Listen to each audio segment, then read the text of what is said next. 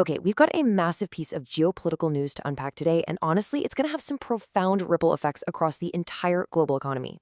Welcome to The Explainer. I'm your host, and today we're diving straight into U.S. Treasury Secretary Scott Bessent's brand new sweeping financial campaign against Iran. Now, look, because this involves some pretty highly charged international politics, we're going to keep things completely impartial. Our goal here is just to look at the facts, break down the source material, and understand exactly how this policy is actually going to work. So here's our roadmap for this breakdown. We're going to cover 1, the operation itself, 2, the economic lifelines being targeted, 3, the mechanics of secondary sanctions, and 4, some really revealing moments from the press Q&A. Let's get right into it. Let's set the stage with a direct quote from Secretary Bessent to see exactly how the Treasury is framing this. He actually said, "In the Second World War, D-Day marked the historic beginning of a campaign. Today, in that same spirit, we are launching an economic onslaught against Iran's financial connections." I mean, wow. Regardless of your politics, comparing a financial policy to literal D-Day, that just shows the historic, massive magnitude they're assigning to this campaign right out of the gate. They are definitely not playing small ball here. Which brings us to part 1, the operation itself. Now, as you know, international diplomacy is usually just full of gray areas, right? But the U.S. Treasury is presenting an incredibly strict dichotomy here. Basically, Path 1 is complete and global isolation and a subsistence economy. Path 2 is a path back to normalcy to actually rejoin the global economy. There is absolutely no middle ground. The explicitly stated objective is to completely end the perceived threat, not just manage it, end it. So you might be wondering, how do they actually pull that off? Well, it all comes down to 2 very specific words they used in the briefing: zero leakage. The administration's intent is to sever every single economic lifeline, literally leaving absolutely zero breathing space for the regime to rebuild. And they paired this with a huge warning to the rest of the world.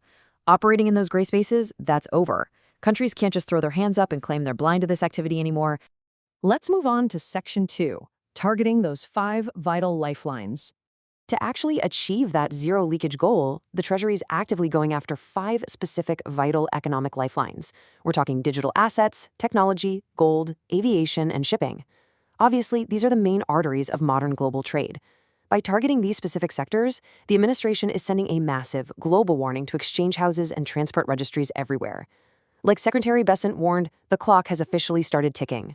And look, they aren't just issuing warnings, they're already making moves.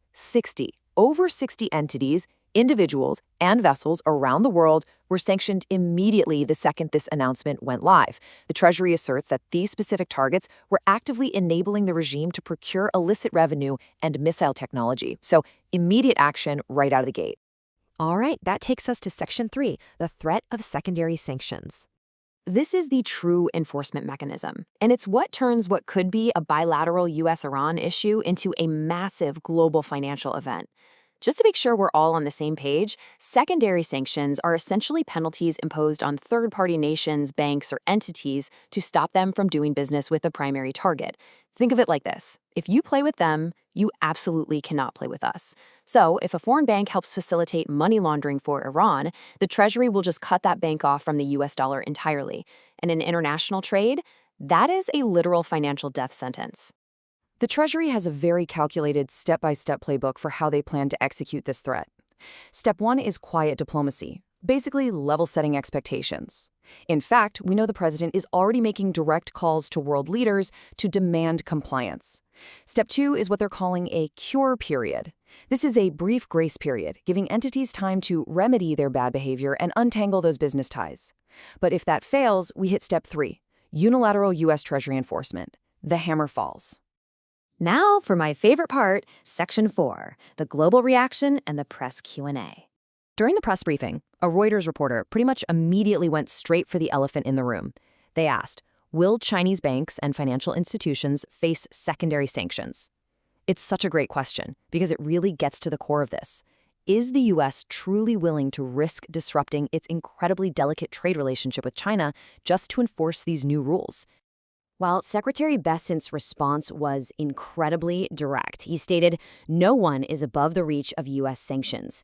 When the hammer of U.S. Treasury actions falls upon them, they will have no one to blame but themselves." So, no exemptions carved out for China whatsoever. He even dropped a little tease that a major announcement regarding a sanctioned financial institution is actually expected by the end of this very week. So we'll definitely be watching for that. Next up, a reporter from the New York Post brought up some swirling rumors regarding the Middle East, specifically asking if the United Arab Emirates is leading the way in compliance. There had been a lot of chatter that the UAE was already preemptively cutting business ties, and the press corps clearly wanted some on-the-record confirmation. And Bessent did confirm it. He described the UAE's recent actions as causal, which is government speak meaning their actions are actually driving real intended effects, not just happening by coincidence. He offered some high praise for their partnership, imparting the administration's view that past appeasement of Iran by regional nations only ended up resulting in violent attacks in the Gulf. The overarching message? Trying to buy appeasement is totally over, and the U.S. fully expects others to follow the UAE's lead. Then, as it always seems to happen in these wide-ranging press briefings, the Q&A took a hard pivot. Reporters just started grouping these completely unrelated geopolitical and macroeconomic topics together, the main ones being, what is going on with Canadian trade relations, and what about U.S. bond yields? Bessent tackled these in pretty rapid-fire succession. On Canada, he bluntly stated that they rejected a good deal last week. He then impartially relayed some heavy criticism directed at a Prime Minister Carney, claiming that this leader actually rose to power on an anti-American, anti-Trump platform.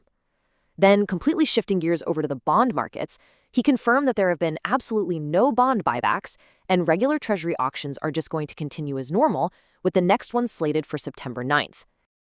Okay, finally, we get to what was probably the most challenging and honestly the most insightful question from the press pool. A reporter pushed back on all that initial D-Day rhetoric, basically asking, look, if this is truly an economic D-Day, why are you giving them a warning instead of just imposing all the sanctions right now, today? Why give them any time to prepare at all? Bessent's rationale for that delayed timeline, that cure period we were talking about earlier, was incredibly pragmatic. He literally asked the room, why would I want to blow up the global financial system? He essentially reiterated that secondary sanctions are an immensely powerful tool.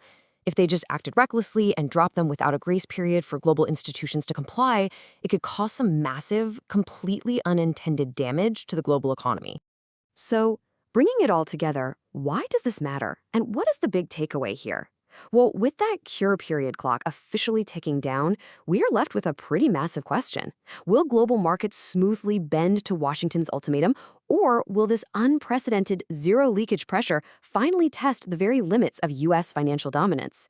It's a massive high-wire act of global economics, and the outcome is going to shape international trade for years, maybe decades to come. Thank you so much for joining me for this explainer. Keep learning, and I will see you in the next one.